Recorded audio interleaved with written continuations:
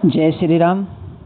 Psychology test class 10वीं रहेगी और इसके अंतर्गत आज अभिप्रेरणा से संबंधित महत्वपूर्ण विकल्पात्मक क्वेश्चन रहेंगे। तो आप बगैर किसी प्रकार के वीडियो स्किप किए पूरे क्वेश्चन आपको अटेम्प्ट करने हैं और ये आप देखें कि कितने क्वेश्चन इसमें से आप सही कर रहे हैं और कितने क्वेश्चन आपके गलत होते हैं। तो टेस्ट अपने को छोड़ना नहीं है, टेस्ट देना है, टेस्ट से ही हमें आउटपुट मिलता है। तो चलते हैं आज की क्लास में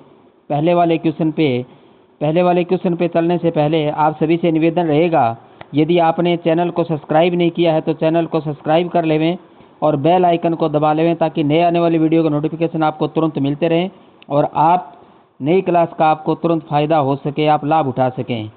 तो चलते हैं पहले वाले क्वेश्चन पे। भूख एक चालक है और भोजन एक, ऑप्शन ए साधन, ऑप्शन बी साध्य, ऑप्शन सी उद्दीपन, ऑप्शन डी इच्छा पूर्ति। और इसका जो सही ऑप्शन रहेगा वो ऑप्शन सी रहेगा, उद्दीपन।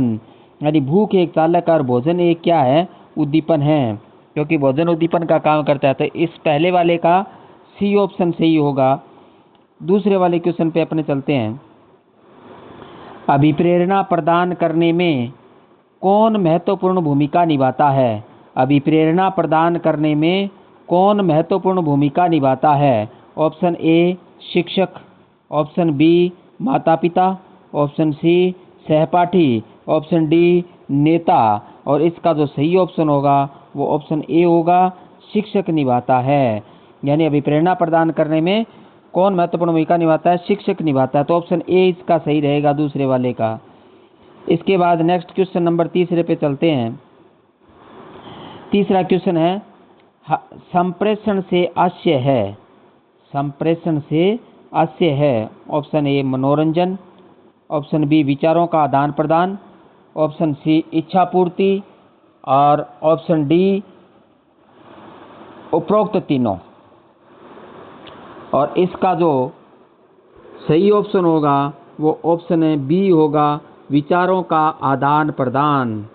तो बी ऑप्शन इसका, संप्रेषण से आशय है विचारों का आदान प्रदान, तो बी ऑप्शन इसका सही रहेगा। उसके बाद क्वेश्चन नंबर चौथे पे चलते हैं। चौथे वाले क्वेश्चन पे आप ध्यान दीजिए। शिक्षक बालक के व्यवहार में किस तरह परिवर्तन कर सकता है? शिक्षक बालक के व्यवहार में किस तरह परिवर्तन कर सकता है? ऑप्शन ए पुरस्कार द्वारा, ऑप्शन बी प्रशंसा द्वारा, ऑप्शन सी भर्त्सना द्वारा, ऑप्शन डी इन सभी के द्वारा। और इसका जो सही ऑप्शन होगा वो ऑप्शन डी होगा, इन सभी के द्वारा। यानी पुरस्कार के द्वारा भी होगा, प्रशंसा के द्वारा भी होगा और भर्त्सना के द्वारा भी होगा। तो शिक्षक बालक के व्यवहार में किस तरह परिवर्तन कर सकता है? पुरस्कार द्वारा, प्रशंसा द्वारा और भर्त्सना द्वारा, इन सभी से वो कर सकता है, क्योंकि सभी अभिप्रेरणा से संबंधित जुड़े हुए हैं। उसके बाद अगला आता है पांचवा, शिक्षा में अभिप्रेरणा का महत्व दर्शाने वाला बिंदु नहीं है। यहाँ इस क्वेश्चन पे आपको ध्यान देना है। क्या पूछा गया है कि शिक्षा में अभिप्रेरणा का महत्व प्रदान करने वाला बिंदु नहीं है। अब नहीं है वो छांटना है अपने को। Option A Avdhan, option B अनुशासन, ऑप्शन सी चरित्र निर्माण, ऑप्शन डी खेल कूद। और इसका जो सही ऑप्शन होगा वो ऑप्शन डी होगा, खेल कूद। यानी शिक्षा में अभिप्रेरणा का महत्व दर्शाने वाला बिंदु नहीं है। कौन सा नहीं है? खेल कूद नहीं है। अवधान है, अनुशासन है, चरित्र निर्माण है, लेकिन खेल कूद नहीं है। तो सही ऑप्शन है वो डी होगा, खेल कूद। उसके बाद क्वेश्चन नंबर अपने चलते हैं नेक्स्ट पे 6 पे।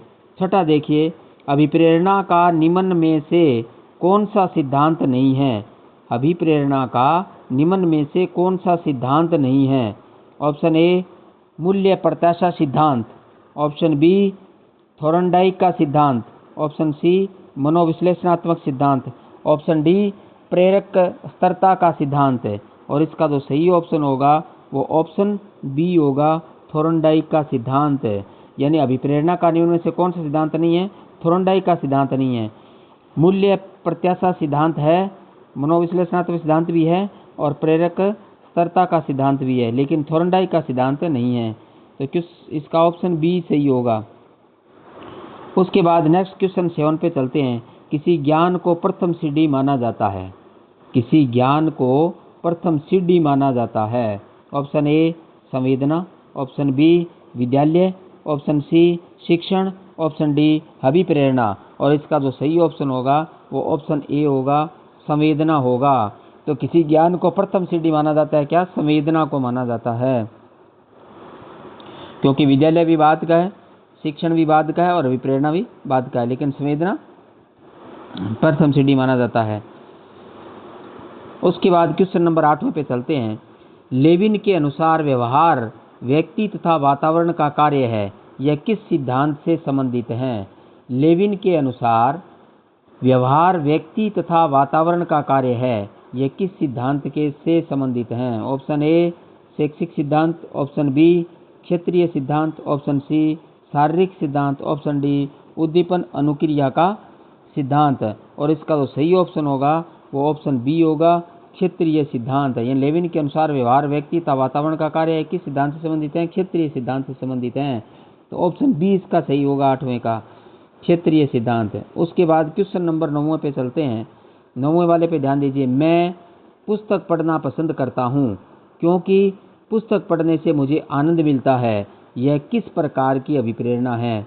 मैं पुस्तक पढ़ना पसंद करता हूँ क्योंकि पुस्तक पढ़ने से मुझे आनंद मिलता है, यह किस प्रकार की अभिप्रेरणा है? ऑप्शन ए बाह्य, ऑप्शन बी उपलब्धि, ऑप्शन सी आंतरिक अभिप्रेरणा और ऑप्शन डी सामाजिक। और इससे आप क्वेश्चन की लैंग्वेज से समझ गए।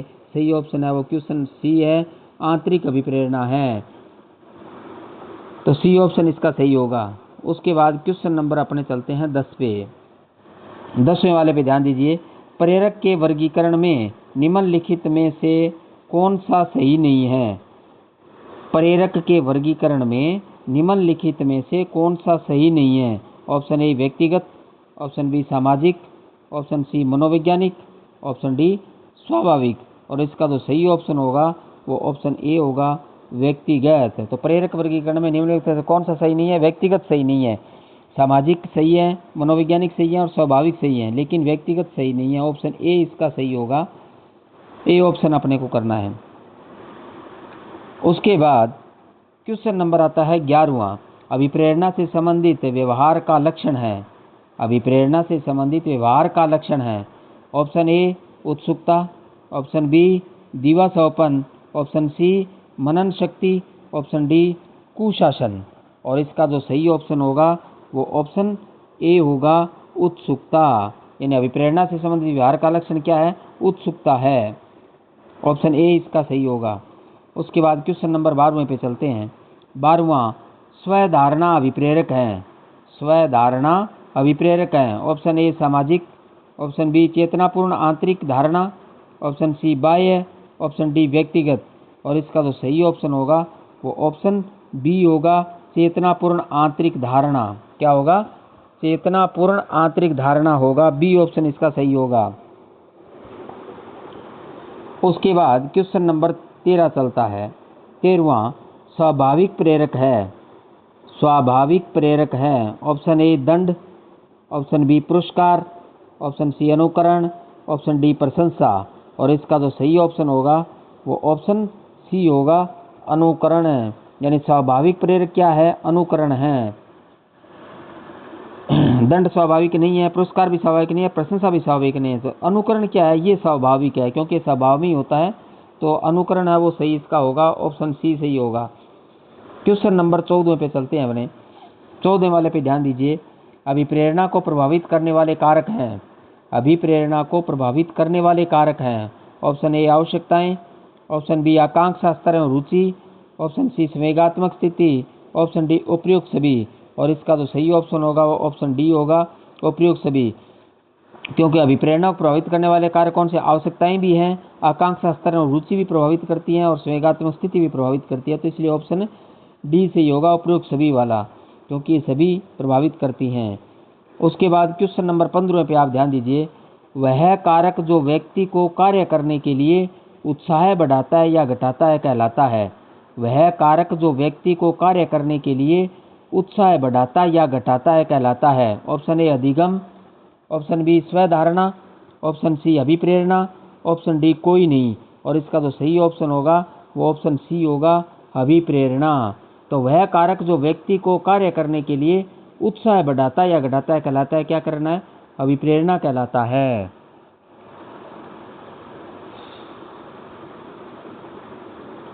उसके बाद क्वेश्चन नंबर 16 पे ध्यान दीजिए। ऐसे प्रेरक जो व्यक्ति जन्म के साथ लेकर आता है, ऐसे प्रेरक जो व्यक्ति जन्म के साथ लेकर आता है। ऑप्शन ए जन्मजात प्रेरक, ऑप्शन बी राजनीतिक प्रेरक, ऑप्शन सी सामाजिक प्रेरक, ऑप्शन डी अर्जित प्रेरक। और इसका जो सही होगा वो ऑप्शन ए होगा, जन्मजात प्रेरक है। यानी ऐसे प्रेरक जो व्यक्ति जन्म के साथ लेकर आता है वो कौन से होते हैं? जन्मजात प्रेरक होते हैं। तो ऑप्शन ए इसका सही होगा। उसके बाद क्वेश्चन नंबर 17 पे चलिए। अर्जित प्रेरक के अंतर्गत आते हैं, अर्जित प्रेरक के अंतर्गत आते हैं। ऑप्शन ए जीवन लक्ष्य एवं मनोवृत्तियाँ, ऑप्शन बी मद व्यसन, ऑप्शन सी आदत की विवस्था, ऑप्शन डी उपयुक्त सभी। और इसका जो सही ऑप्शन होगा वो ऑप्शन डी होगा, उपयुक्त सभी। क्योंकि अर्जित प्रेरक के अंतर्गत होता है जीवन लक्ष्य एवं मनोवृत्तियाँ अर्जित हैं, मद व्यसन भी अर्जित हैं, आदत की व्यवस्था भी अर्जित है। यानी सभी क्या है? अर्जित हैं। तो इसलिए डी ऑप्शन इसका सही होगा, उपयुक्त सभी वाला सही होगा।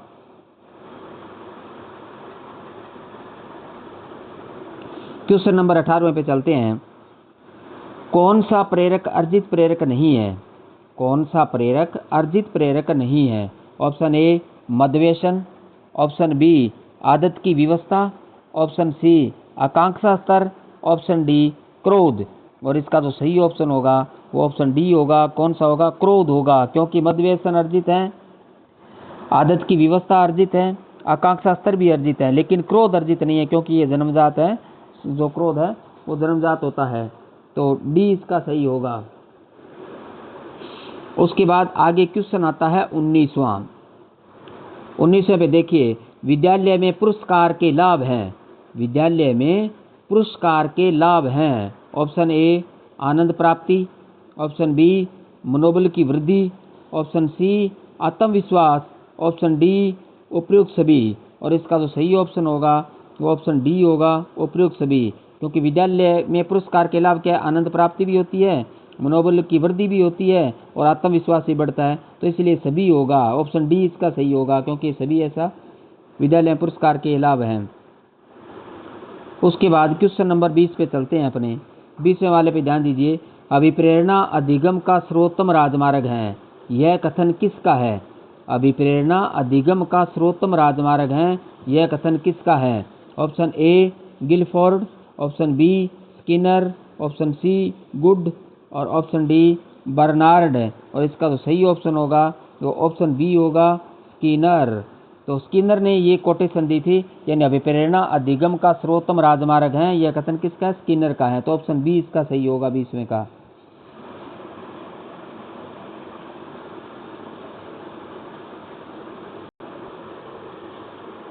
क्वेश्चन नंबर 21वें पे चलते हैं।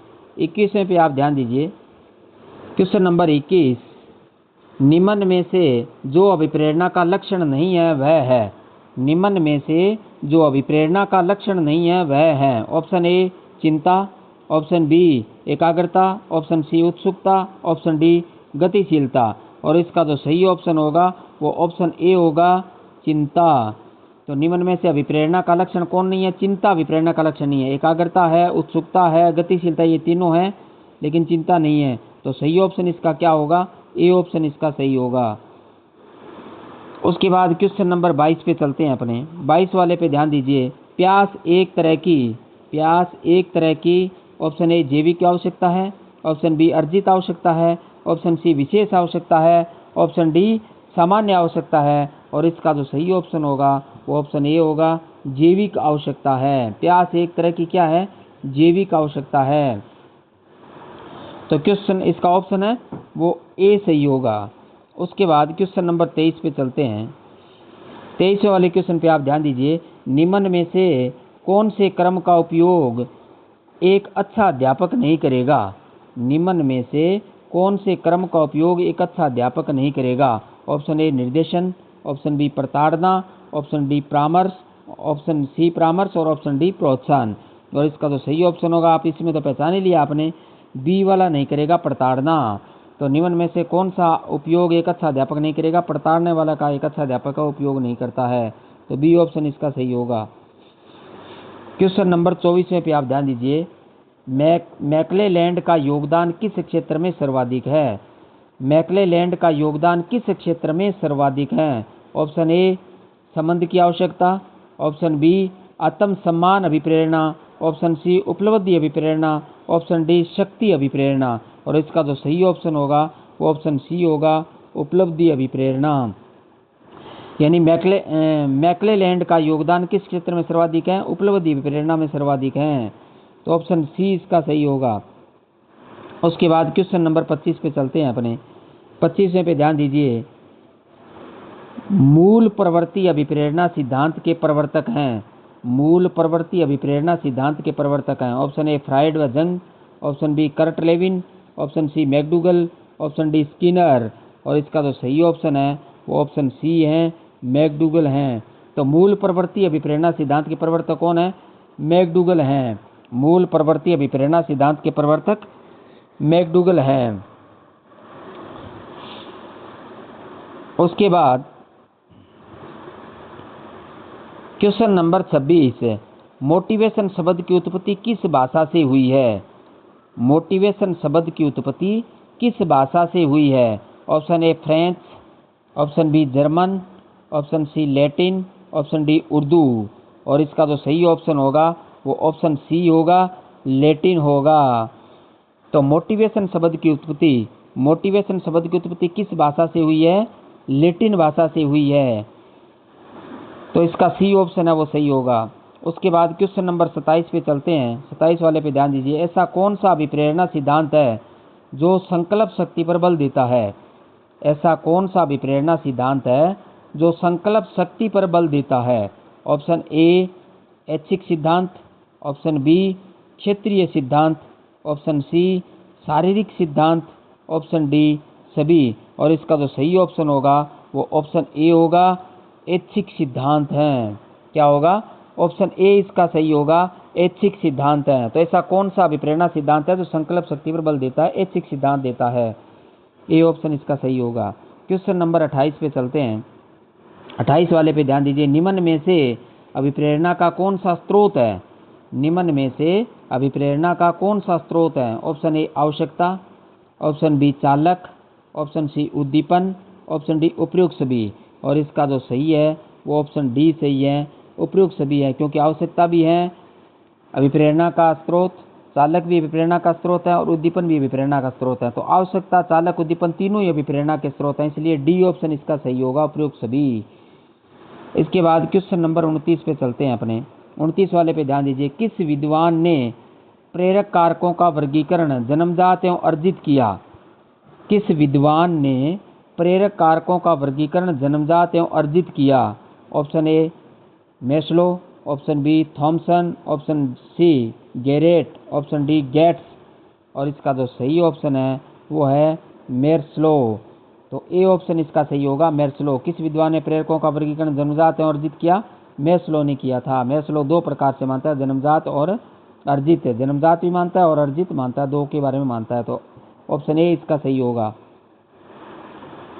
उसके बाद क्वेश्चन नंबर 3, मैस्लो के अतिरिक्त किन विद्वानों ने प्रेरकों का वर्गीकरण किया?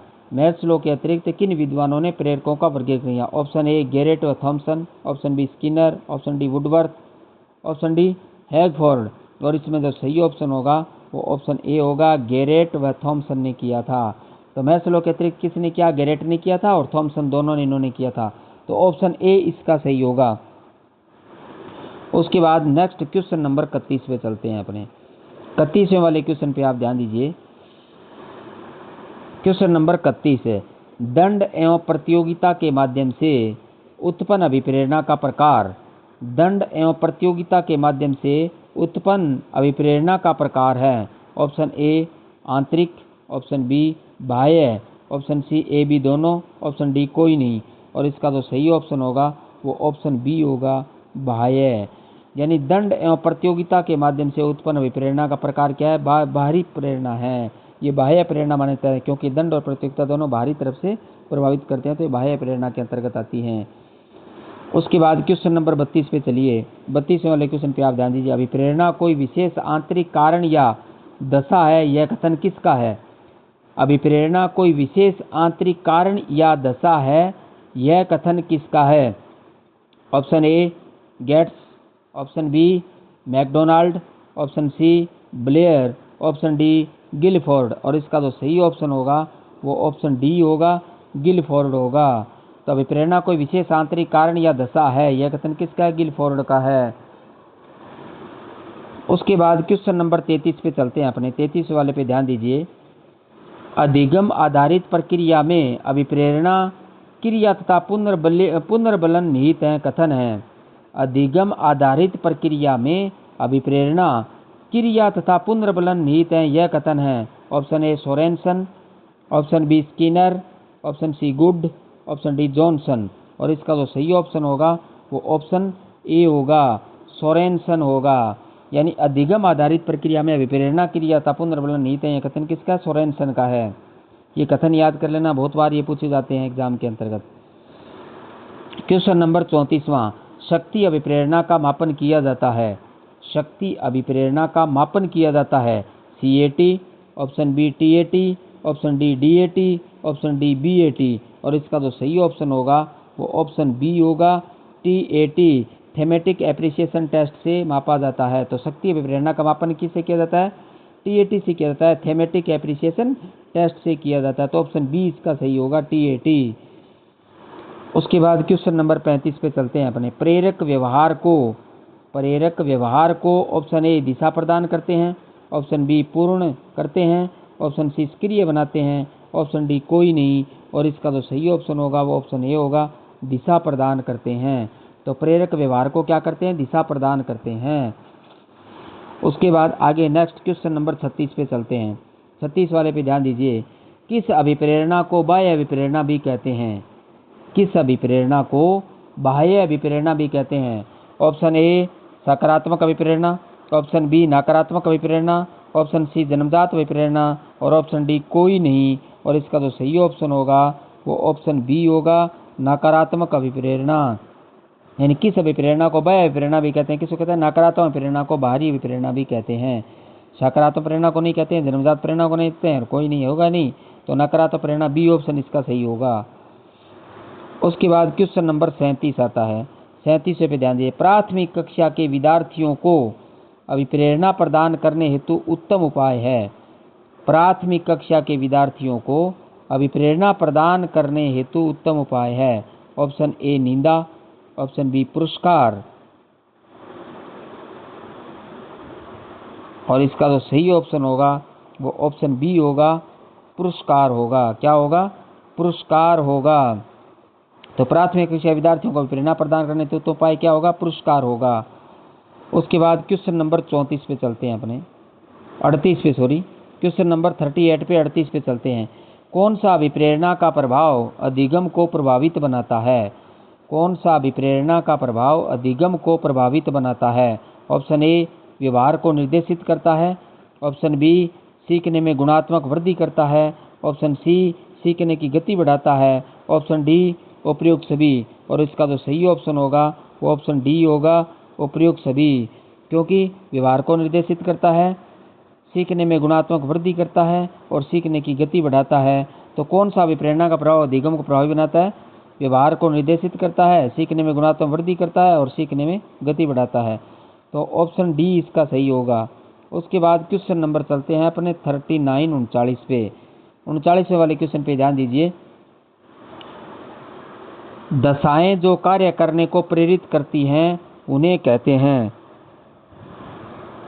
दशाएं जो कार्य करने को प्रेरित करती हैं उन्हें कहते हैं। ऑप्शन ए अभिवृद्धि, ऑप्शन बी अभिप्रेरणा, ऑप्शन सी अभिज्ञान, ऑप्शन डी अभिमुख। और इसका जो सही ऑप्शन होगा वो ऑप्शन बी होगा, अभिप्रेरणा। तो दशाएं जो कार्य करने को प्रेरित करती हैं उन्हें कहते हैं अभिप्रेरणा कहते हैं। ऑप्शन बी इसका सही होगा। उसके बाद क्वेश्चन नंबर 40 पे चलते हैं अपने। क्रोध एवं भय प्रेरक हैं। क्रोध एवं भय प्रेरक हैं। ऑप्शन ए स्वाभाविक, ऑप्शन बी अर्जित, ऑप्शन सी मनोवैज्ञानिक, ऑप्शन डी कृत्रिम। और इसका सही ऑप्शन होगा वो ऑप्शन सी होगा, मनोवैज्ञानिक होगा। क्रोध एवं भय प्रेरक हैं, क्रोध एवं भय प्रेरक हैं, क्या है? स्वाभाविक हैं, अर्जित हैं। मनोवैज्ञानिक है और कृत्रिम इनमें से सी सही है, मनोवैज्ञानिक हैं। तो क्रोध एवं भय दोनों क्या है? मनोवैज्ञानिक प्रेरक हैं, सी ऑप्शन इसका सही होगा। उसके बाद आगे चलते हैं अपने क्वेश्चन नंबर 41 पे। कौन सी जैविक आवश्यकता कम जरूरी है? कौन सी जैविक आवश्यकता कम जरूरी है? ऑप्शन ए भूख, ऑप्शन बी प्यास, ऑप्शन सी यौन, ऑप्शन डी उपयुक्त सभी। और इसका सही ऑप्शन होगा तो ऑप्शन सी होगा, यौन होगा। यानी कौन सी जैविक आवश्यकता कम जरूरी है? यौन कम जरूरी है। उसके बाद क्वेश्चन नंबर आता है 42। 42 वाले क्वेश्चन पे आप ध्यान दीजिए। साइकिल चलाना सीखने वाला स्कूटर चलाना भी शीघ्र सीख लेता है, यह है। साइकिल चलाना सीखने वाला स्कूटर चलाना भी शीघ्र सीख लेता है, यह है। ऑप्शन ए धनात्मक स्थानांतरण, ऑप्शन बी शून्य स्थानांतरण, ऑप्शन सी नकारात्मक स्थानांतरण, ऑप्शन डी प्रेरणात्मक स्थानांतरण। तो इसका जो सही ऑप्शन होगा वो ऑप्शन ए होगा, धनात्मक स्थानांतरण होगा। क्योंकि साइकिल चलाना स्कूटर चलाना शीघ्र सीख लेता है, तो ये क्या है? धनात्मक स्थानांतरण है। क्योंकि साइकिल चलाना स्कूटर चलाने में सहयोग करती है, तो ये धनात्मक स्थानांतरण होगा। तो इसका ऑप्शन ए सही होगा 42वें का। उसके बाद 43वें पे चलते हैं। 43वें वाले क्वेश्चन पे आप ध्यान दीजिए। अधिगम सर्वोत्कृष्ट होगा जब, अधिगम सर्वोत्कृष्ट होगा जब ऑप्शन ए अभिप्रेरणा होगी, ऑप्शन बी अनुशासन होगा, ऑप्शन सी बुद्धि होगी, ऑप्शन डी अभिवृत्ति होगी। और इसका सही ऑप्शन है वो ऑप्शन ए है, अभिप्रेरणा होगी। क्योंकि अधिगम सर्वोत्कृष्ट का होगा जब अभिप्रेरणा होगी, तो सबसे अच्छा होगा। तो ऑप्शन ए इसका सही रहेगा। उसके बाद क्वेश्चन नंबर 44 अधिगम तक पहुंचाने के राजमार्ग को कहते हैं, अधिगम तक पहुंचाने के राजमार्ग को कहते हैं। ऑप्शन ए उद्दीपन, ऑप्शन बी प्रवाहिता, ऑप्शन सी संवेदना, ऑप्शन डी अभिप्रेरणा। और इसका जो सही ऑप्शन है वो ऑप्शन डी है, अभिप्रेरणा। तो अधिगम तक पहुंचाने के राजमार्ग को क्या कहते हैं? अभिप्रेरणा कहते हैं। ऑप्शन डी इसका सही होगा। उसके बाद क्वेश्चन नंबर 45 स्नेह प्राप्त करने की इच्छा अभिप्रेरणा संबंधी किसका उदाहरण है? स्नेह प्राप्त करने की इच्छा अभिप्रेरणा संबंधी किसका उदाहरण है? ऑप्शन ए स्वाभाविक अभिप्रेरक, ऑप्शन बी कृत्रिम अभिप्रेरक, ऑप्शन सी नकारात्मक अभिप्रेरक, ऑप्शन डी अर्जित अभिप्रेरक। और इसका जो सही ऑप्शन होगा वो है ऑप्शन ए स्वाभाविक अभिप्रेरक है। तो स्नेह प्राप्त करने की इच्छा अभिप्रेरणा संबंधी किसका उदाहरण है? स्वाभाविक अभिप्रेरक का उदाहरण है। ए ऑप्शन इसका सही होगा। क्वेश्चन नंबर 46 पे चलिए आप। 46वां क्वेश्चन क्रिया को आरंभ करने, जारी रखने तथा नियंत्रित रखने की प्रक्रिया है। क्रिया को आरंभ करने, जारी रखने तथा नियंत्रित करने की प्रक्रिया है। ऑप्शन ए अधिगम, ऑप्शन बी अभिप्रेरणा, ऑप्शन सी संतुलन, ऑप्शन डी सृजन। और इसका जो सही ऑप्शन होगा वो ऑप्शन बी होगा, अभिप्रेरणा होगा। तो क्रिया को आरंभ करने, जारी रखने तथा नियंत्रित करने की प्रक्रिया क्या है? अभिप्रेरणा है। तो ये क्या होगा? अभिप्रेरणा होगा। ऑप्शन बी सही होगा। उसके बाद क्वेश्चन नंबर 47 आता है। 47 में ध्यान दीजिए। अधिगम को अभिप्रेरित करने का सबसे सरल तरीका है, अधिगम को अभिप्रेरित करने का सबसे सरल तरीका है। ऑप्शन ए पुरस्कार, ऑप्शन बी मिलजुल कर कार्य करना, ऑप्शन सी रुचि को रोचक बनाना, ऑप्शन डी बच्चों को अनुभव से जोड़ना। और इसका जो सही ऑप्शन है वो ऑप्शन ए है, पुरस्कार हैं। तो अधिगम को अभिप्रेरित करने का सबसे सरल तरीका क्या है? पुरस्कार है।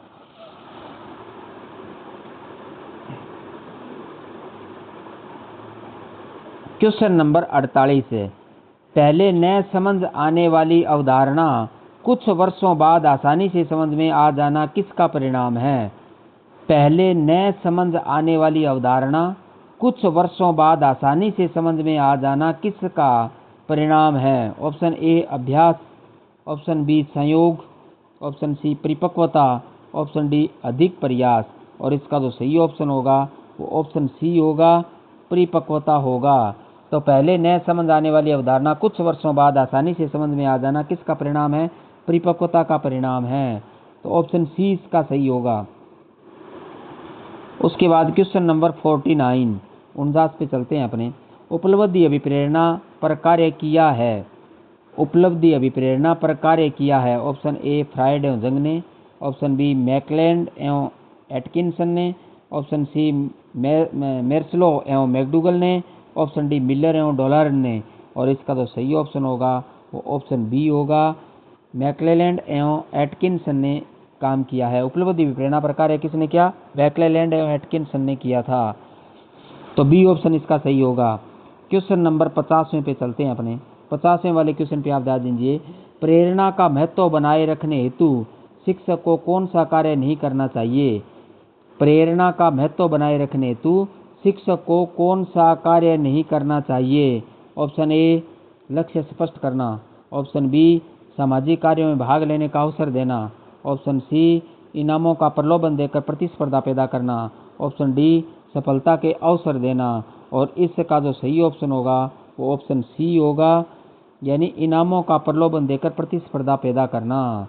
तो प्रेरणा का महत्व बनाए रखने तो शिक्षक को कौन सा कार्य नहीं करना चाहिए? इनामों का प्रलोभन देकर प्रतिस्पर्धा पैदा करना, ये काम उसको नहीं करना चाहिए। लक्ष्य स्पष्ट करना चाहिए, सामाजिक कार्यों में भाग लेने का अवसर देना चाहिए और सफलता के अवसर देना चाहिए, ये सभी सही है। लेकिन इनामों का प्रलोभन देकर प्रतिस्पर्धा पैदा करना ये सही नहीं है। तो ऑप्शन इसका क्या होगा? सी होगा। सी ऑप्शन इसका सही होगा। क्वेश्चन नंबर 51 यानी 51वें वाले क्वेश्चन पे अपने को ध्यान देना है। निम्न में से कौन सा तत्व अभिप्रेरणा से संबंधित नहीं है?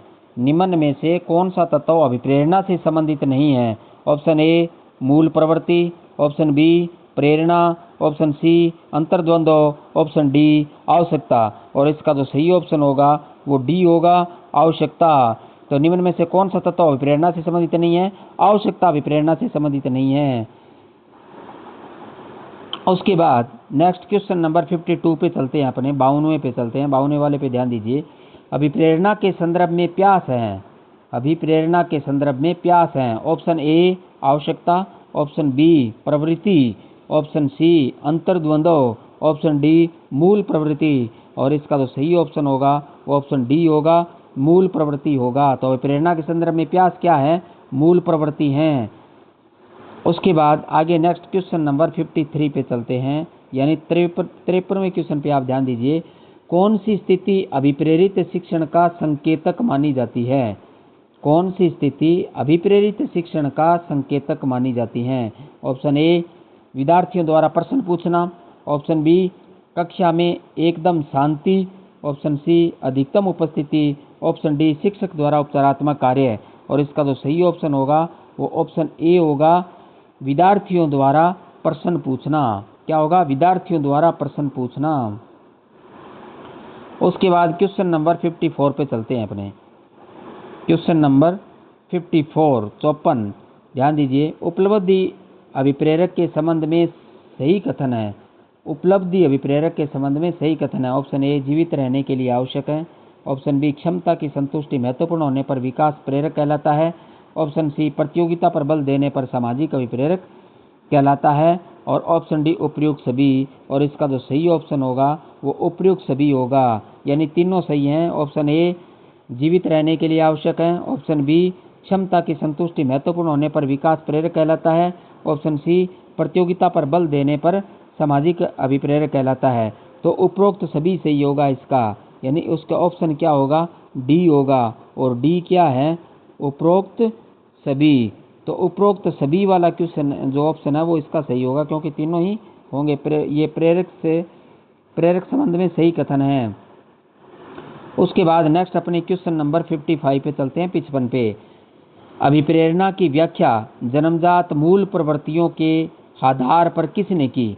अभिप्रेरणा की व्याख्या जन्मजात मूल प्रवृत्तियों के आधार पर किसने की?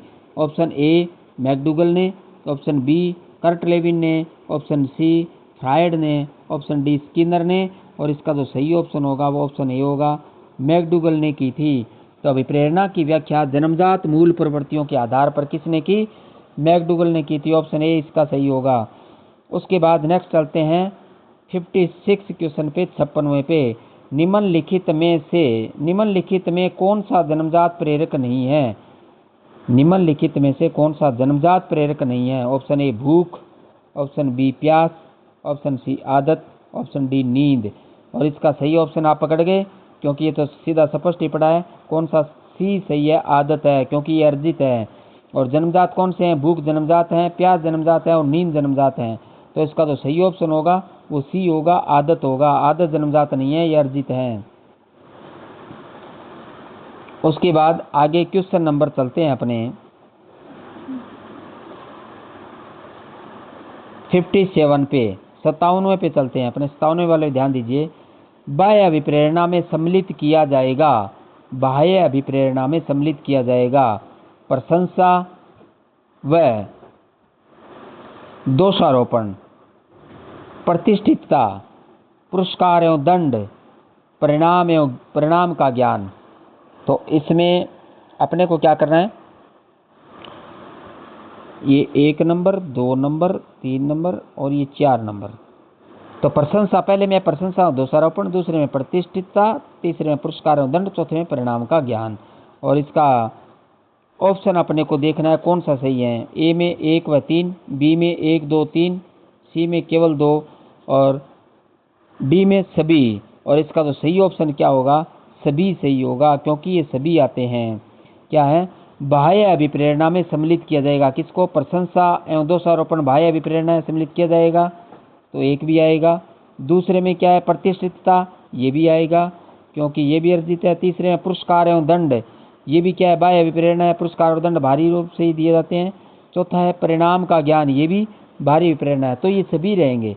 सभी क्या है? बाहरी प्रेरणा से संबंधित है, बाह्य प्रेरणा से संबंधित है। प्रशंसा, दोषारोपण, प्रतिष्ठितता, पुरस्कार और दंड और परिणाम का ज्ञान सभी बाह्य प्रेरणा के अंतर्गत है। तो प्रयोग सभी सही होगा। उसके बाद क्वेश्चन नंबर 58 पे चलते हैं, 58 पे। निम्नलिखित में कौन सा कथन सही नहीं है? निम्नलिखित में कौन सा कथन सही नहीं है? ऑप्शन ए आवश्यकता वंचना की शारीरिक अवस्था नहीं है। ऑप्शन बी अंतर्द्वंद आवश्यकता का मनोवैज्ञानिक परिणाम है। ऑप्शन सी आवश्यकता अंतर्द्वंद समान नहीं है। ऑप्शन डी मूल प्रवृत्ति प्राकृतिक शक्ति है। और इसका सही ऑप्शन होगा वो ऑप्शन ए होगा, आवश्यकता वंचना की शारीरिक अवस्था नहीं है। तो निम्नलिखित में से कौन सा कथन सही नहीं है? ये सही नहीं है, आवश्यकता वंचना की शारीरिक आवश्यकता नहीं है। ए ऑप्शन इसका सही होगा।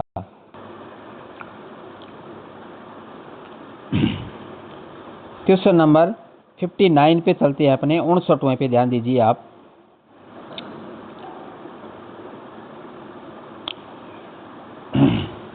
निम्नलिखित में कौन सा कथन अभिप्रेरणा की प्रक्रिया के संबंध में उपयुक्त नहीं है? निम्नलिखित में कौन सा कथन अभिप्रेरणा की प्रक्रिया के संबंध में उपयुक्त नहीं है? ऑप्शन ए एक व्यक्ति को लक्ष्य की ओर ले जाता है। ऑप्शन बी यह शारीरिक आवश्यकताओं की संतुष्टि करता है। ऑप्शन सी यह मनोवैज्ञानिक आकांक्षाओं की पूर्ति में सहायता करता है। और ऑप्शन डी यह व्यक्ति को अंतिम स्थिति से दूर रखता है। और इसका सही ऑप्शन होगा ऑप्शन डी होगा, यह व्यक्ति को अंतिम स्थिति से दूर रखता है। तो डी ऑप्शन इसका सही होगा। यानी प्रक्रिया के संबंध उपयुक्त कौन सा नहीं है? डी ऑप्शन उपयुक्त नहीं है, बाकी सभी उपयुक्त हैं। जैसे ऑप्शन ए यह व्यक्ति को लक्ष्य की ओर ले जाता है, सही है। ऑप्शन बी यह शारीरिक आवश्यकताओं की संतुष्टि करता है, ये भी सही है। ऑप्शन सी यह मनोवैज्ञानिक आकांक्षाओं की पूर्ति में सहायता करता है, ये भी सही है। ये तीनों सही हैं, लेकिन ये सही नहीं है डी वाला। तो ऑप्शन इसका क्या होगा? ये डी होगा कि वह व्यक्ति को अंतिम स्थिति से दूर रखता है। डी ऑप्शन इसका सही होगा। उसके बाद नेक्स्ट अपने 60वें पे चलते हैं, 60 पे ध्यान दीजिए। जिन विद्यार्थियों को आंतरिक रूप से अभिप्रेरित किया जाता है वे, जिन विद्यार्थियों को आंतरिक रूप से अभिप्रेरित किया जाता है वे, ऑप्शन ए सदैव सफल होते हैं। ऑप्शन बी कार्य करने में आनंद लेते हैं। ऑप्शन सी कार्य करते समय अधिक ऊर्जा दिखाते हैं। डी चुनौतीपूर्ण कार्य पसंद करते हैं। और इसका जो सही ऑप्शन होगा वो ऑप्शन ए होगा, सदैव सफल होते हैं।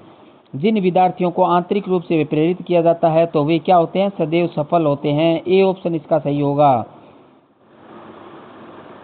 उसके बाद क्वेश्चन नंबर 60 पे चलते हैं, 61 पे चलते हैं, 61वें पे। पुरस्कार एवं दंड हैं। पुरस्कार एवं दंड हैं। ऑप्शन ए सकारात्मक प्रेरक, ऑप्शन बी स्वाभाविक प्रेरक, ऑप्शन सी कृत्रिम प्रेरक, ऑप्शन डी प्राकृतिक प्रेरक। और ये क्या होगा? ऑप्शन सी सही होगा। कौन सी क्या है? ये कृत्रिम प्रेरक हैं। तो पुरस्कार एवं दंड क्या है? कृत्रिम प्रेरक हैं। सी ऑप्शन इसका सही होगा।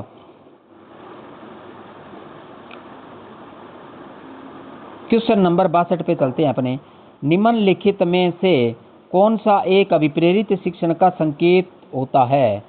निम्नलिखित में से कौन सा एक अभिप्रेरित शिक्षण का संकेत होता है? ऑप्शन ए कक्षा में अधिकतम उपस्थिति, ऑप्शन बी बच्चों द्वारा प्रश्न पूछना, ऑप्शन सी कक्षा में एकदम शांति, ऑप्शन डी गृह कार्य पूर्ण करना। और इसका जो सही ऑप्शन होगा वो ऑप्शन बी होगा, बच्चों द्वारा प्रश्न पूछना। तो निम्नलिखित में से कौन सा एक अभिप्रेरित शिक्षण का संकेत होता है? बच्चों द्वारा प्रश्न पूछना ये प्रेरित होता है। उसके बाद क्वेश्चन नंबर 63 पे चलते हैं अपने। चलिए छोटे में जानिए, मूल प्रवृत्तियां कैसी होती हैं? मूल प्रवृत्तियां कैसी होती हैं? ऑप्शन ए जन्मजात, ऑप्शन बी अर्जित, ऑप्शन सी जन्मजात व अर्जित, ऑप्शन डी इनमें से सभी। और इसका सही ऑप्शन है वो ऑप्शन ए सही है, जन्मजात हैं। तो मूल प्रवृत्तियां कैसी होती हैं? जन्मजात होती हैं। तो मूल प्रवृत्तियां जन्मजात होगी। ए ऑप्शन इसका सही होगा। क्वेश्चन नंबर 64 पे चलते हैं अपने 64वें पे। निम्नलिखित में से जन्मजात विप्रेरक कौन सा है? निम्नलिखित में से जन्मजात विप्रेरक कौन सा है? ऑप्शन ए निद्रा, ऑप्शन बी खेल, ऑप्शन सी प्रशंसा, ऑप्शन डी क्रोध। और इसका जो सही ऑप्शन होगा वो ऑप्शन ए होगा, निद्रा होगा। तो निम्नलिखित जन्मजात विप्रेरक कौन सा है? निद्रा जन्मजात हैं, खेल जन्मजात नहीं है, अर्जित हैं, प्रशंसा भी अर्जित हैं और क्रोध भी जन्मजात नहीं है। तो इस प्रकार निद्रा है वो क्या है? जन्मजात हैं। उसके बाद क्वेश्चन नंबर 65 पे चलते हैं अपने। 65वां, प्रेरकों का वर्गीकरण गेरेट ने किया। प्रेरकों का वर्गीकरण गेरेट ने किया। गेरेट के प्रेरकों का वर्गीकरण में बताना है। इसमें से ऑप्शन चुनना है। ऑप्शन ए जन्मजात, स्वाभाविक एवं सामाजिक, ऑप्शन बी कृत्रिम देहिक एवं सामाजिक, ऑप्शन सी मनोवैज्ञानिक सामाजिक एवं स्वाभाविक, ऑप्शन डी देहिक मनोवैज्ञानिक एवं सामाजिक। और इसका जो गेरेट का क्या था? ऑप्शन ए सही होगा, जन्मजात था, स्वाभाविक था और सामाजिक था। यानी तीन उन्होंने प्रकार दिए थे, एक तो जन्मजात बताए थे, एक स्वाभाविक बताए थे और एक सामाजिक बताए थे। तो ऑप्शन ए इसका क्या होगा? सही होगा। उसके बाद क्वेश्चन नंबर 66 पे चलते हैं 66वें पे। अभिप्रेरणा पर किस प्रकार का प्रभाव नहीं पड़ता? अभिप्रेरणा पर किस प्रकार का प्रभाव नहीं पड़ता है? ऑप्शन ए आवश्यकता, ऑप्शन बी भौतिक संरचना, ऑप्शन सी वातावरण, ऑप्शन डी जन्मजात। और इसका जो सही ऑप्शन होगा वो ऑप्शन बी होगा, भौतिक संरचना। यानी अभिप्रेरणा पर किस का प्रभाव नहीं पड़ता? भौतिक संरचना का नहीं पड़ता है, आवश्यकता का पड़ता है, वातावरण का पड़ता है और जन्मजात का पड़ता है, लेकिन भौतिक संरचना का नहीं पड़ता। तो ऑप्शन बी इसका सही होगा।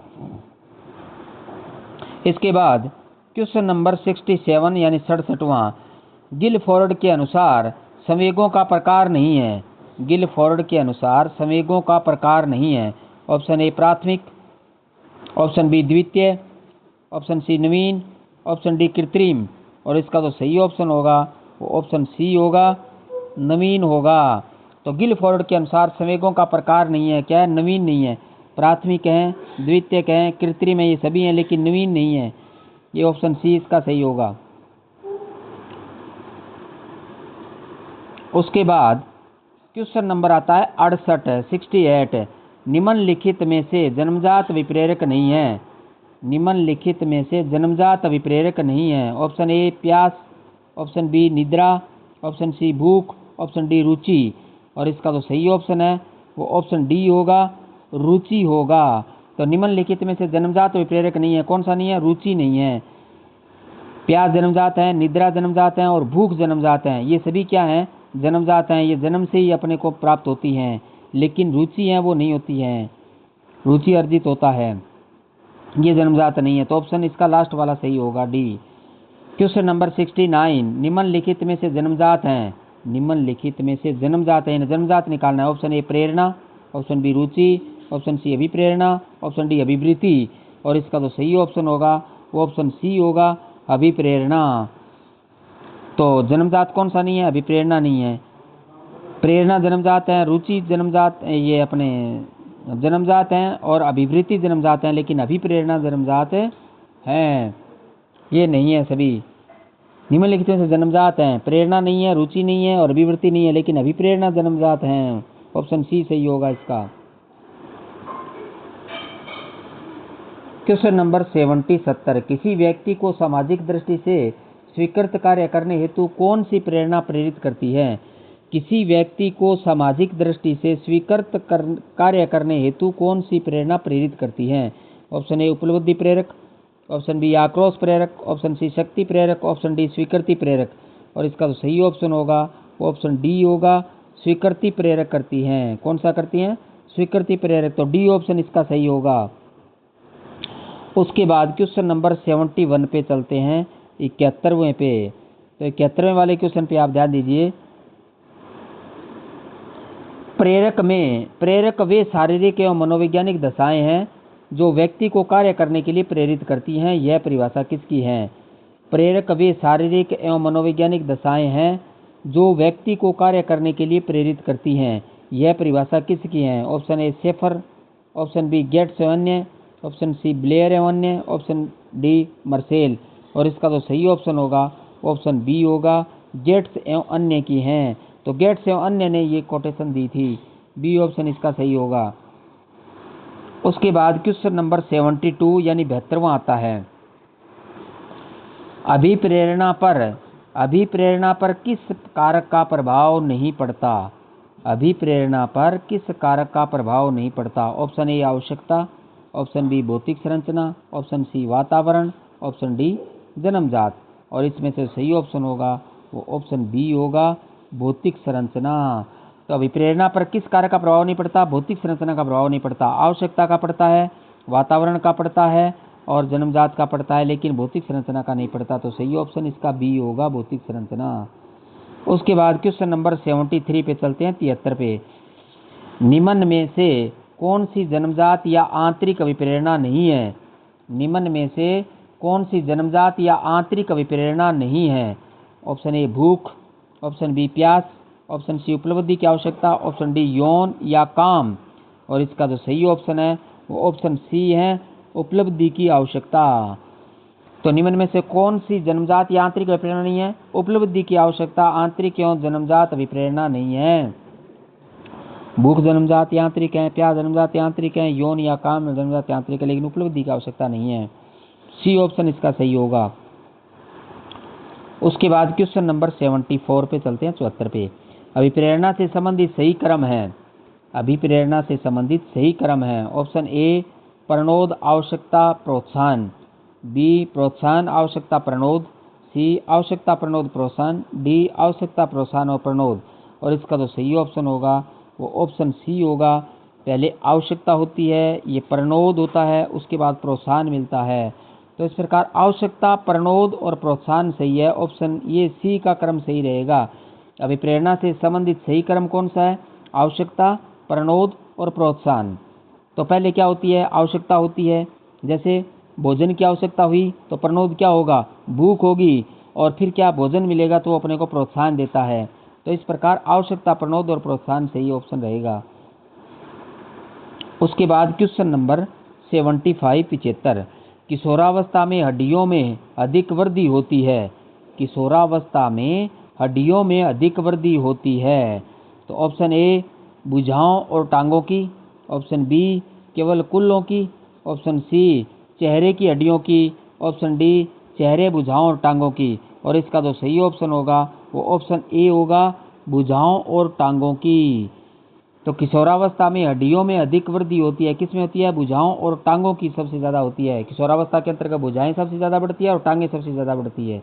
तो ऑप्शन ए इसका सही होगा। क्वेश्चन नंबर 76 यानी 76वां। प्रेरकों का वर्गीकरण मर्सेल ने किया। प्रेरकों का वर्गीकरण मर्सेल ने किया। ऑप्शन ए जन्मजात एवं स्वाभाविक, ऑप्शन बी जन्मजात एवं अर्जित, ऑप्शन सी जैविक एवं जन्मजात, ऑप्शन डी सामाजिक एवं कृत्रिम। और इसका जो सही ऑप्शन होगा वो बी होगा, जन्मजात एवं अर्जित, तो मर्सेल का कौन सा है? जन्मजात एवं अर्जित हैं। ये काफ़ी इंपॉर्टेंट है, बहुत बार ये पूछा हुआ है, इस क्वेश्चन पे अपने को ध्यान देना है। क्वेश्चन नंबर 77 यानी 77वां, अभिप्रेरणा के संदर्भ में भूख है। अभिप्रेरणा के संदर्भ में भूख है। ऑप्शन ए आवश्यकता, ऑप्शन बी अंतर्द्वंद्व, ऑप्शन सी प्रेरण, ऑप्शन डी उद्देश्य है। और इसका जो सही ऑप्शन होगा वो ऑप्शन ए होगा, आवश्यकता। तो अभिप्रेरणा के संदर्भ में भूख क्या है? आवश्यकता है। तो अभिप्रेरणा के संदर्भ में भूख क्या होगी? आवश्यकता होगी। तो ए ऑप्शन इसका सही होगा।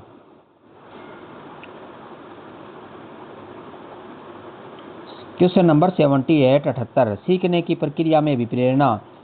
सीखने की प्रक्रिया में अभिप्रेरणा, ऑप्शन ए बच्चों में सीखने के प्रति रुचि का विकास करती है, ऑप्शन बी शरीर को मजबूत बनाती है, ऑप्शन सी सोचने की योग्यता विकसित करती है, ऑप्शन डी पुराने अधिगम को अलग करती है। और इसका जो सही ऑप्शन होगा वो ऑप्शन ए सही होगा। बच्चों में सीखने के प्रति रुचि का विकास करती है। तो सीखने की प्रक्रिया में अभिप्रेरणा बच्चों में सीखने के प्रति रुचि का विकास करती है। ऑप्शन ए इसका सही होगा। उसके बाद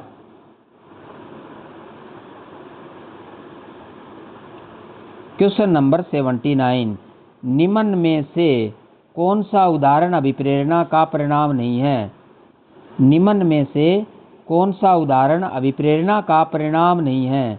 ऑप्शन ए नृत्य का समय बढ़ा देना, ऑप्शन बी 12 वर्ष की आयु में दर्शन का अध्ययन आरंभ करना, ऑप्शन सी श्वास लेने की प्रक्रिया में रुचि दिखाना प्रारंभ करना, और ऑप्शन डी इतिहास में विशेष स्थान प्राप्त करना।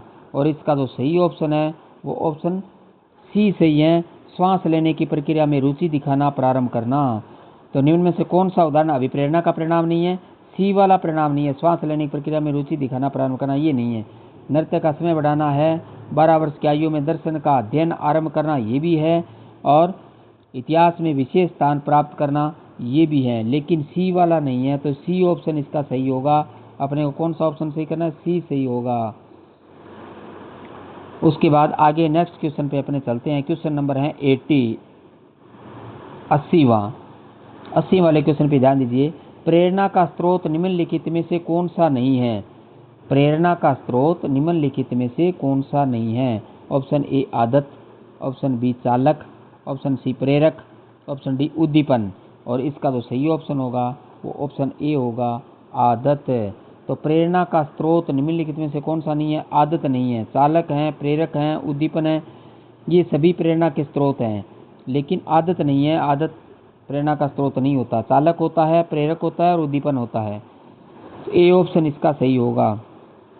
क्वेश्चन नंबर 81 पे अपने को ध्यान दीजिए। 81 क्या है? 81वां, एक अध्यापक को निम्न में से किस कथन से सहमत होना चाहिए? बाह्य अभिप्रेरणा तब होती है जब अधिगमकर्ता बाह्य पुरस्कार प्राप्त करने के लिए कार्य करता है। तो ये अपने को ध्यान रखना कि बाह्य अभिप्रेरणा तब होती है जब अधिगमकर्ता बाह्य पुरस्कार प्राप्त करने के लिए कार्य करता है, तो तब ये बाह्य प्रेरणा होती है। इसके बाद आगे नेक्स्ट आता है क्वेश्चन नंबर 82 यानी 82वां, निम्न में से कौन सा उदाहरण बाह्य पुरस्कार आधारित अधिगम नहीं है? निम्न में से कौन सा उदाहरण बाह्य पुरस्कार आधारित अधिगम का नहीं है? ऑप्शन ए विद्यालय द्वारा कूपन के वितरण को सीखना, ऑप्शन बी क्रिकेट का उत्साह, ऑप्शन सी सामाजिक अध्ययन के प्रति नापसंदगी, ऑप्शन डी स्कूल की घंटी बजने पर अपने बस्ते बंद कर लेना। और इसका जो सही ऑप्शन होगा वो ऑप्शन डी सही होगा। यानी निम्न में से कौन सा उदाहरण बाह्य पुरस्कार आधारित अधिगम नहीं है? तो डी वाला नहीं है, स्कूल की घंटी बजने पर अपने बस्ते बंद कर लेना ये नहीं है, डी ऑप्शन इसका सही होगा। इसके बाद क्वेश्चन नंबर 83 पे चलते हैं अपने 83वें पे। 83 अभिप्रेरणा के सिद्धांतों के अनुसार शिक्षक सीखने को संवर्धित कर सकता है। अभिप्रेरणा के सिद्धांतों के अनुसार शिक्षक सीखने को संवर्धित कर सकता है। ऑप्शन ए विद्यार्थियों से वास्तविक अपेक्षाएं रखकर, ऑप्शन बी अपेक्षाओं का स्तर एक समान रखकर, ऑप्शन सी कोई अपेक्षा न रखकर, ऑप्शन डी बहुत ऊंची अपेक्षाएं रखकर। और इसका जो सही ऑप्शन होगा तो ऑप्शन ए होगा, विद्यार्थियों से वास्तविक अपेक्षाएं रखकर। विद्यार्थियों से वास्तविक अपेक्षाएं रखकर है वो अपने क्या है सीखने को संवर्धित कर सकते हैं। ऑप्शन ए इसका सही होगा। क्वेश्चन नंबर 84, मेडिकल कॉलेज में प्रवेश हेतु कठिन परिश्रम करने वाला विद्यार्थी किस प्रकार से विप्रेरित है? मेडिकल कॉलेज में प्रवेश हेतु कठिन परिश्रम करने वाला विद्यार्थी किस प्रकार से विप्रेरित है? ऑप्शन ए व्यक्तिक, ऑप्शन बी आनुवंशिक, ऑप्शन सी आंतरिक, ऑप्शन डी बाह्य। तो ये इसका जो सही ऑप्शन होगा वो ऑप्शन सी होगा, आंतरिक रूप से वो प्रेरित है। तो मेडिकल कॉलेज में प्रवेश हेतु कठिन परिश्रम करने वाला विद्यार्थी किस प्रकार से प्रेरित है? आंतरिक प्रेरित है। ऑप्शन सी इसका सही होगा। उसके बाद क्वेश्चन नंबर 85 पे चलते हैं, यानी 85वें पे। आंतरिक रूप से अभिप्रेरित विद्यार्थी, आंतरिक रूप से अभिप्रेरित विद्यार्थी ऑप्शन ए बाह्य अभिप्रेरित विद्यार्थियों से कम प्रेरित होते हैं। ऑप्शन बी औपचारिक शिक्षा की आवश्यकता नहीं होती है। ऑप्शन सी पुरस्कार की आवश्यकता नहीं होती। ऑप्शन डी बाह्य पुरस्कार उनकी अभिप्रेरणा बनाए रखने के लिए आवश्यक नहीं है। और इसका जो सही ऑप्शन होगा वो ऑप्शन डी होगा कि बाह्य पुरस्कार उनकी अभिप्रेरणा बनाए रखने के लिए आवश्यक नहीं है। बाह्य पुरस्कार उनकी अभिप्रेरणा बनाए रखने के लिए आवश्यक नहीं है। डी इसका सही होगा। उसके बाद क्वेश्चन नंबर 86, उपलब्धि अभिप्रेरणा है। उपलब्धि अभिप्रेरणा है ऑप्शन ए सफलता एवं असफलता को समान रूप से स्वीकार करना। ऑप्शन बी बिना विचार कार्य करना। ऑप्शन सी चुनौतीपूर्ण कार्य करने की इच्छा रखना। तो इस प्रकार असफलता से बचना, और इसका जो सही ऑप्शन होगा वो ऑप्शन सी होगा, चुनौतीपूर्ण कार्य करने की इच्छा रखना। तो उपलब्धि अभिप्रेरणा क्या है? चुनौतीपूर्ण कार्य करने की इच्छा रखना, ये उपलब्धि अभिप्रेरणा का उदाहरण है। तो सी ऑप्शन इसका सही होगा 86 का। उसके बाद क्वेश्चन नंबर आता है 87। 87 पे आप ध्यान दीजिए। 87 सहकारी अधिगम से, सहकारी अधिगम से ऑप्शन ए प्रतिस्पर्धा बढ़ती है। ऑप्शन बी नैतिक विकास होता है। ऑप्शन सी समूह में द्वेष बढ़ता है। ऑप्शन डी उच्च उपलब्धि एवं आत्म सम्मान विकसित होता है। और इसका जो सही ऑप्शन होगा वो ऑप्शन डी होगा, उच्च उपलब्धि एवं आत्म सम्मान विकसित होता है। क्या होता है? उच्च उपलब्धि एवं आत्म सम्मान विकसित होता है। तो इस प्रकार डी ऑप्शन है वो इसका सही होगा। क्वेश्चन नंबर 88, 88वें पे आप देखिए, यदि पूर्व अधिगम नई स्थिति में सीखने को प्रभावित नहीं करता तो इसे कहते हैं। यदि पूर्व अधिगम नई स्थिति में सीखने को प्रभावित नहीं करता तो इसे कहते हैं। ऑप्शन ए अधिगम का शून्य स्थानांतरण। ऑप्शन बी निपुण स्थानांतरण। ऑप्शन सी सकारात्मक स्थानांतरण। ऑप्शन डी नकारात्मक स्थानांतरण। और इसका जो सही ऑप्शन होगा वो ऑप्शन ए होगा, अधिगम का शून्य स्थानांतरण। क्या होगा? अधिगम का शून्य स्थानांतरण होगा। ऑप्शन ए इसका सही होगा। क्वेश्चन नंबर 89, 89वां, कार्यात्मक प्रतिबद्धता सिद्धांत के मुख्य कारण हैं। कार्यात्मक प्रतिबद्धता सिद्धांत के मुख्य कारण हैं। ऑप्शन ए आपूर्तिकरण। ऑप्शन बी पुनर्बलन। ऑप्शन सी बहिर्गमन। ऑप्शन डी स्वतः आपूर्ति। और इसका जो सही ऑप्शन होगा वो ऑप्शन बी होगा, पुनर्बलन। तो कार्यात्मक प्रतिबद्धता सिद्धांत में मुख्य कारण क्या है? पुनर्बलन है। ऑप्शन बी इसका सही होगा। उसके बाद क्वेश्चन नंबर 90 पे आते हैं अपने 90 पे। प्रेरणा सीखने के लिए सर्वश्रेष्ठ है, किसने कहा? प्रेरणा सीखने के लिए सर्वश्रेष्ठ है, ये किसने कहा?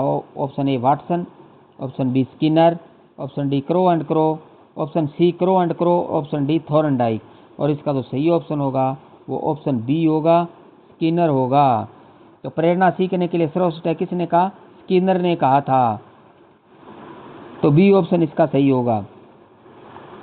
उसके बाद क्वेश्चन नंबर चलते हैं अपने 91 पे, 91 पे। अभिप्रेरणा अधिगम का सर्वोत्तम राजमार्ग है, यह कथन किसका है? अभिप्रेरणा अधिगम का सर्वोत्तम राजमार्ग है, यह कथन किसका है? Option a Kilpatrick. Option b Peter सलोनी। Option c John Herschel. Option d Skinner. और इसका जो सही ऑप्शन होगा वो ऑप्शन डी होगा, स्किनर होगा। तो अभिप्रेरणा अधिगम का सर्वोत्तम राजमार्ग है, यह कथन किसका है? स्किनर का है। ऑप्शन डी सही है, स्किनर ने ये बात कही थी, अभिप्रेरणा अधिगम का सर्वोत्तम राजमार्ग है। तो डी ऑप्शन इसका सही होगा। क्वेश्चन नंबर 92 अभिप्रेरणा को अधिगम का आधार किसने कहा? अभिप्रेरणा को अधिगम का आधार किसने कहा? ऑप्शन ए सोरेनसन ने, ऑप्शन बी हरलोक ने, ऑप्शन सी वैलेंटाइन ने, ऑप्शन डी वाटसन ने। और इसका जो सही ऑप्शन होगा वो ऑप्शन ए होगा, सोरेनसन ने कहा था। यानी अभिप्रेरणा को अधिगम का आधार किसने कहा? सोरेनसन ने कहा था। ऑप्शन ए इसका सही होगा, सोरेनसन ने कहा था। उसके बाद आगे क्वेश्चन नंबर आता है 93 एक महिला ने भोजन प्राप्त करने के लिए अपने बच्चे को बेच दिया, यह उदाहरण किस सिद्धांत से समझा जा सकता है? एक महिला ने भोजन प्राप्त करने के लिए अपने बच्चे को बेच दिया, यह उदाहरण किस सिद्धांत से समझा जा सकता है? ऑप्शन ए मनोविश्लेषणात्मक सिद्धांत, ऑप्शन बी पुनर्बलन सिद्धांत, ऑप्शन सी मूल प्रवृत्ति सिद्धांत, ऑप्शन डी आवश्यकता सिद्धांत। और इसका जो सही ऑप्शन होगा वो ऑप्शन सी होगा, मूल प्रवृत्ति सिद्धांत। क्या होगा? सी ऑप्शन सही होगा, मूल प्रवृत्ति सिद्धांत। उसके बाद क्वेश्चन नंबर आता है 94 यानी 94वें क्वेश्चन पे अपने ध्यान दीजिए। पुरस्कार एवं दंड किस प्रकार की प्रेरणा है? पुरस्कार एवं दंड किस प्रकार की प्रेरणा है? ऑप्शन ए बाह्य प्रेरणा, ऑप्शन बी आंतरिक प्रेरणा, ऑप्शन सी सामाजिक प्रेरणा, ऑप्शन डी इनमें से कोई नहीं। और इसका तो सही ऑप्शन होगा, आप समझ ही गए, ये है बाह्य प्रेरणा, क्योंकि पुरस्कार और दंड दोनों क्या है? बाह्य प्रेरणा के अंतर्गत आती हैं। तो ए ऑप्शन इसका सही होगा। ये भी बहुत बार पूछा हुआ क्वेश्चन है, पूछा जा सकता है, बार बार पूछा जाता है, तो इसलिए इस क्वेश्चन पे भी अपने को ध्यान देना है। क्वेश्चन नंबर 95 उपलब्धि आवश्यकता किस प्रकार का अभिप्रेरक है? उपलब्धि आवश्यकता किस प्रकार का अभिप्रेरक है? ऑप्शन ए जैविक, ऑप्शन बी प्राथमिक, ऑप्शन सी सामाजिक, ऑप्शन डी असामाजिक। और इसका सही ऑप्शन होगा वो ऑप्शन सी होगा, सामाजिक अभिप्रेरक है। तो उपलब्धि आवश्यकता किस प्रकार का अभिप्रेरक है? सामाजिक अभिप्रेरक है, ऑप्शन सी इसका सही होगा। उसके बाद क्वेश्चन नंबर 96 यानी 96 आता है, निम्न में से कौन सा जैविक आधार नहीं है? निम्न में से कौन सा जैविक आधार नहीं है? ऑप्शन ए भूख, ऑप्शन बी प्यास, ऑप्शन सी काम, ऑप्शन डी संबंध। और इसका जो सही ऑप्शन होगा वो ऑप्शन डी होगा, संबंध होगा। तो निम्न में से कौन सा जैविक आधार नहीं है? संबंध जैविक आधार नहीं है। उसके बाद क्वेश्चन नंबर 97 पे ध्यान दीजिए। निम्न के अभाव में प्रेरणा की प्रक्रिया प्रारंभ नहीं हो सकती। निम्न के अभाव में प्रेरणा की प्रक्रिया प्रारंभ नहीं हो सकती। ऑप्शन ए बुद्धि, ऑप्शन बी आवश्यकता, ऑप्शन सी दंड, ऑप्शन डी प्रोत्साहन। और इसका जो सही ऑप्शन होगा वो ऑप्शन बी होगा, आवश्यकता होगा। तो निम्न के अभाव में प्रेरणा की प्रक्रिया प्रारंभ नहीं हो सकती, आवश्यकता के अभाव में नहीं हो सकती। तो क्वेश्चन बी, ऑप्शन बी सही होगा इसका। इसके बाद क्वेश्चन नंबर 98 आता है 98वां। कक्षा में अभिप्रेरक सिद्धांतों का प्रयोग किया जा सकता है। कक्षा में अभिप्रेरक सिद्धांतों का प्रयोग किया जा सकता है। कक्षा में अभिप्रेरक सिद्धांतों का प्रयोग किया जा सकता है। ऑप्शन ए उपलब्धि प्रेरणा बढ़ाने हेतु, ऑप्शन बी उच्च स्तरीय प्रश्न हल करने हेतु, ऑप्शन सी तनाव कम करने हेतु, ऑप्शन डी उपयुक्त सभी। और इसका जो सही ऑप्शन है वो डी है, उपयुक्त सभी, क्योंकि उपलब्धि प्रेरणा बढ़ाने हेतु किया जा सकता है, उच्च स्तरीय प्रश्न हल कराने हेतु किया जा सकता है और तनाव कम करने हेतु किया जा सकता है। तो कक्षा में अभिप्रेरित सिद्धांतों का प्रयोग किया जा सकता है उपलब्धि प्रेरणा बढ़ाने हेतु, उच्च स्तरीय प्रश्न हल करने हेतु और तनाव कम करने हेतु। तो उपयुक्त सभी, डी ऑप्शन इसका सही होगा, सभी सही है। उसके बाद आगे क्वेश्चन नंबर आता है 99 यानी 99। कौन सा प्राथमिक अभिप्रेरक है? कौन सा प्राथमिक अभिप्रेरक है? ऑप्शन ए प्यास, ऑप्शन बी भूख, ऑप्शन सी काम, ऑप्शन डी उपयुक्त सभी। और इसका जो सही ऑप्शन है वो डी है, उपयुक्त सभी, क्योंकि प्यास भी है, भूख भी है और काम भी है। तीनों ही प्राथमिक अभिप्रेरक की श्रेणी के अंतर्गत हैं, प्यास, भूख और काम। तो ऑप्शन सी इसका सही होगा, डी होगा। तो 99 का डी ऑप्शन सही होगा। उसके बाद क्वेश्चन नंबर आता है 100 आंतरिक अभिप्रेरणा का उदाहरण है। आंतरिक अभिप्रेरणा का उदाहरण है। ऑप्शन ए वेतन, ऑप्शन बी दंड, ऑप्शन सी कार्य में रुचि, ऑप्शन डी पदोन्नति। और इसका जो सही ऑप्शन है वो ऑप्शन सी है, कार्य में रुचि। यानी आंतरिक अभिप्रेरणा का उदाहरण क्या है? कार्य में रुचि आंतरिक प्रेरणा का उदाहरण है। ऑप्शन सी इसका सही होगा। वेतन भारी है, दंड भारी है और पदोन्नति भी भारी है, लेकिन कार्य में रुचि या आंतरिक है। तो सी ऑप्शन इसका सही होगा। इसी के साथ आपके अभिप्रेरणा से संबंधित जो टॉपिक है अभिप्रेरणा, तो अभिप्रेरणा से संबंधित 100 क्वेश्चन है वो हमारे कंप्लीट हो गए। और ये 100 क्वेश्चन के साथ आपका अभिप्रेरणा जो टॉपिक है वो हमारा क्या हो जाता है, कंप्लीट हो जाता है। और अब आगे अपने जो नेक्स्ट हैं, क्योंकि ये दोनों टॉपिक क्लोज हैं, अधिगम और अभिप्रेरणा, तो आगे जो नेक्स्ट हमारे जो प्रश्न रहेंगे वो नेक्स्ट वाले टॉपिक पे, यानी 101 से अपने 101वें वाले क्वेश्चन पे अपने चलते हैं, करते हैं आगे वाले क्वेश्चन पे बात।